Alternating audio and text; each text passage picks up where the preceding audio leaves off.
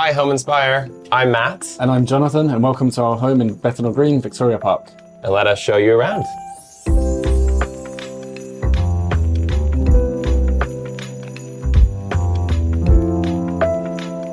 Welcome to our home. It's a 1850s Victorian terrace in East London. And we've both fallen in love with East London for a long time and wanted a beautiful house, like a Victorian house like this. And we just got really lucky. The estate agent said, I think we have the perfect place for you. So we'll show you around, but everything's got a lot of colour. When we moved in, it was a perfectly livable, actually very charming, but quite a blank canvas for us. I think it was all like yellow. It was all yellow. Lots of yellow and beige.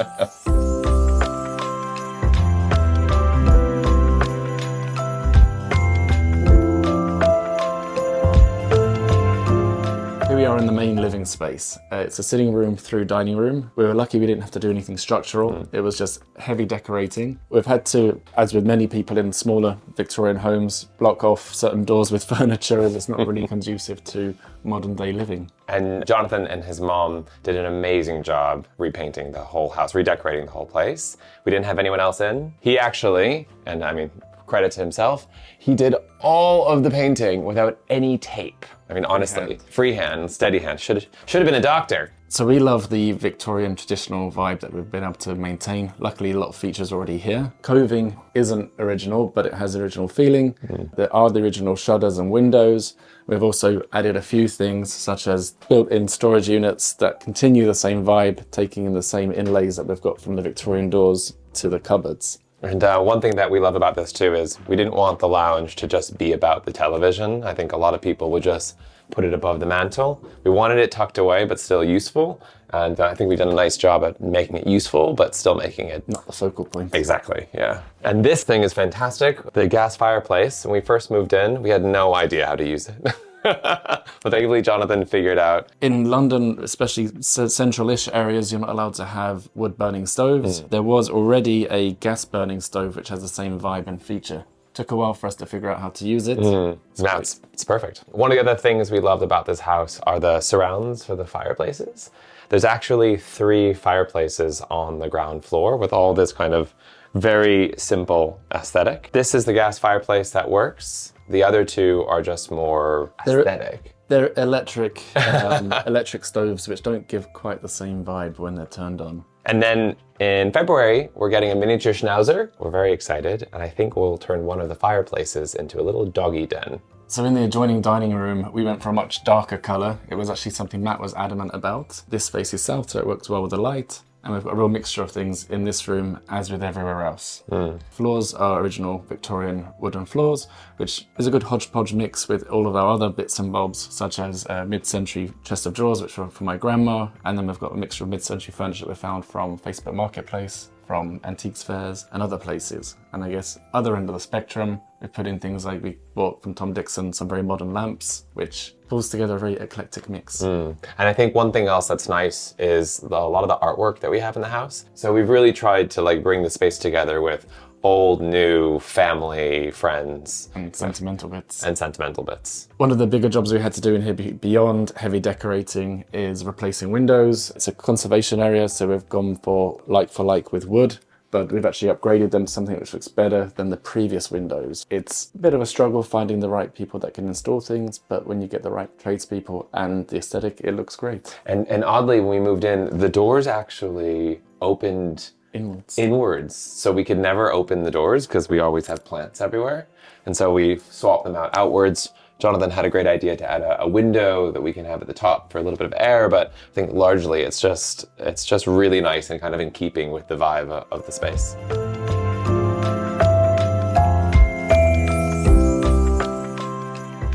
Welcome to our kitchen. We knew this house was perfect for us when we saw this amazing flagstone floor. So the kitchen was already really well set up. We're very lucky. The floor's gorgeous, and the kitchen space, without doing anything structural, we optimized what was already here. So the furniture, of course, we brought with us or bought as we went along. But the kitchen cupboards and the units, we stripped back the plastic film using a heat gun, effectively like a very hot hairdryer, to then paint them, give it a much smoother effect, a better colour, and replaced all the hardware. And it effectively became a new kitchen for a fraction of the cost. Yeah, I think it really tied it all together, and you'll see it. We added all of this like metalwork or kind of silver color, which really links to the silver countertops that we have. One thing I want to note, I mentioned before, this is where our little doggy den's going to be. Very excited. So the kitchen is cozy, but it's very functional. We're very fortunate that the previous owners put in stainless steel counters. Fantastic to use, easy to clean. You can cut on them and do whatever you need. A few things we had to replace. There was very big, heavy cupboards up here. We took those out and bought just from IKEA cupboards, which would complement the room. Again, it's a hodgepodge of all different things. But the fake wood edging sort of matches what was already existing on the kitchen. And this is the refurb kitchen in terms of stripping back the cupboards, repainting, and the new hardware. One thing that I love that they did is they moved the sink actually from the back, which is usually faces the windows, towards the side. And kind of what that gives you is all the light when you prepare, cook, and all that stuff. It just makes it so much more comfortable, nice, really easy to see out into the garden. And I think this is a great piece. They had this, we copied them. The dry rack on top of the sink is just perfect. You know, you don't have those ugly black plastic things that get all gross. So we can just have it there and kind of becomes a little art piece. The tiles are already here, and that kind of actually pointed us to the aesthetic of making the kitchen sort of blue and teal colors. So really leaning into what was already in the house. While there's a ton of beautiful natural light coming from the windows, we wanted a bit more light in the kitchen towards that breakfast space. And Jonathan had an amazing idea to replace the back garden door with a stable door and give us kind of the top window light, bringing it into the kitchen. This door is oak, which really ties together the natural wood. So between the blues, the oak, and the whites, and the steel, it all just feels like threaded together really nicely. And the best part of that door is that you can open the top, get some air, and we can head out to the garden.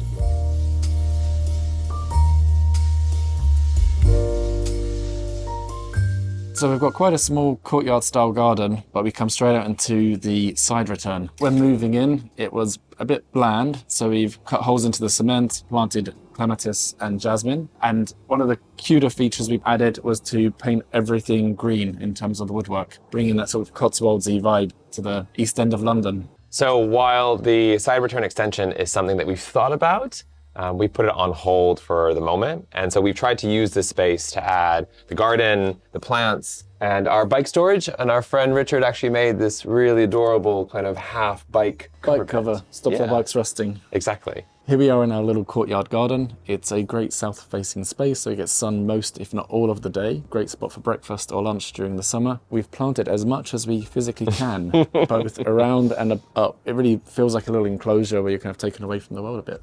And our neighbors have a beautiful grapevine that we have actually trained all the way up around the house. So we've really tried to create this cozy vibe. Unfortunately, it is December, so you're seeing the remnants of the autumn. But it is beautiful, and if you see the colors of the plants, the reds and the greens and the oranges and the yellows, it's just so wonderful to just stand out from the kitchen and just see this little oasis. What's very handy with our street is it backs onto another street whereby we can bring our bikes in through the back gate, so not have to lug them through the house. And we met one of the people that lived here over 60 years ago, and he said it's the same gate when he grew up in this house, which I think is pretty cool.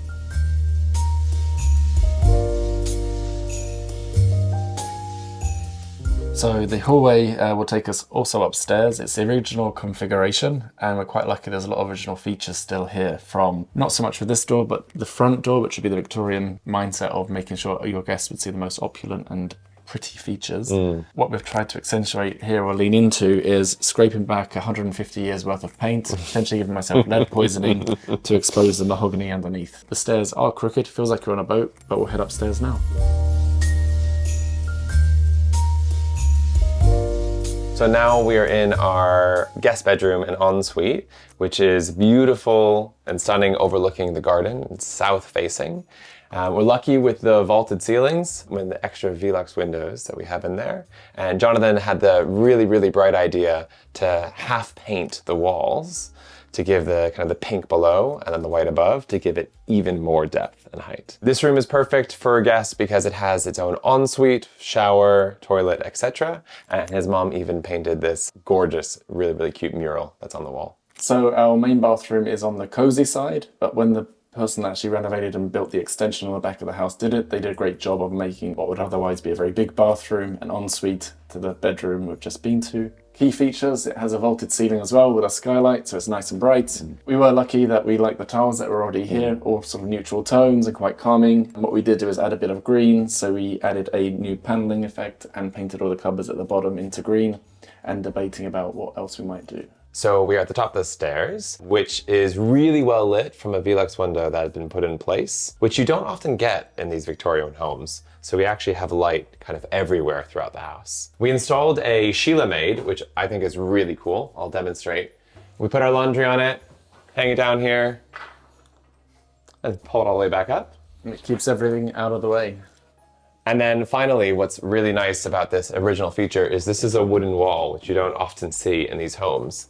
And we painted it to kind of match the rest of the stairwell. But it gives it a really nice kind of that Victorian aesthetic feel that we were going for. And this leads on to our office gym space that we'll take you on to now. So this is officially the second bedroom of the house, but given it's just the two of us that live here and we do both work from home quite a lot, we've made it quite a versatile space. So it acts as our office during the week. We've put in a gym floor and some other gym equipment so we can use it for working out, but also we have a roll-out bed so extra guests can stay if we're hosting more people. What we did do in this room is built-in wardrobes, so it's built-in storage on both sides of the fireplace, and there's plenty of room to put a double bed here if we were to sell the house. It's kind of future-proofing it. So one thing that Jonathan had a really smart idea to do was to take the same beading that we have on the wooden wall and apply it to the front of these wardrobes. So when anyone comes to visit, they think that the house obviously came with these wardrobes, but no, we installed them and they look really nice.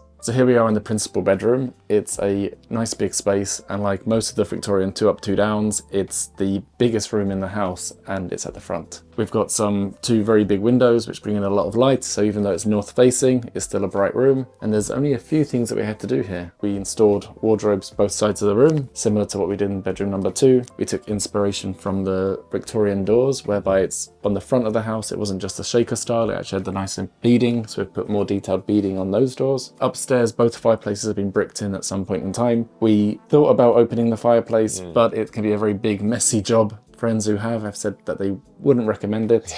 So we've just used a fire surround to give the impression of a fire, which kind of tricks the mind a little bit when you first see it. It's actually something I found on Facebook Marketplace, like lots of bits in the house, mixture of Facebook Marketplace, or like the side tables are actually from our favourite antique shop in Margate, but hodgepodge of different styles, mixture of sort of mid-century, some Art Deco, some arts and crafts. And I think it does a nice job of breaking up the blue, and we have this mid-century kind of nice wood kind of tied together all throughout the room. That kind of really brings this kind of lightness to it. Also lots of personal touch pieces as well. This is an example of a piece. I think this was one of the first pieces of art that we put up in the house when we moved in.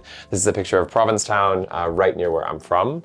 And so I think the teal and the wall, it just kind of brings everything together. It's a really, really, really nice aesthetic touch.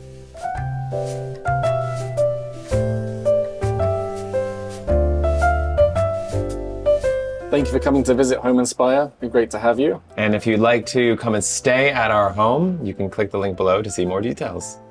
Thank you. Thank you.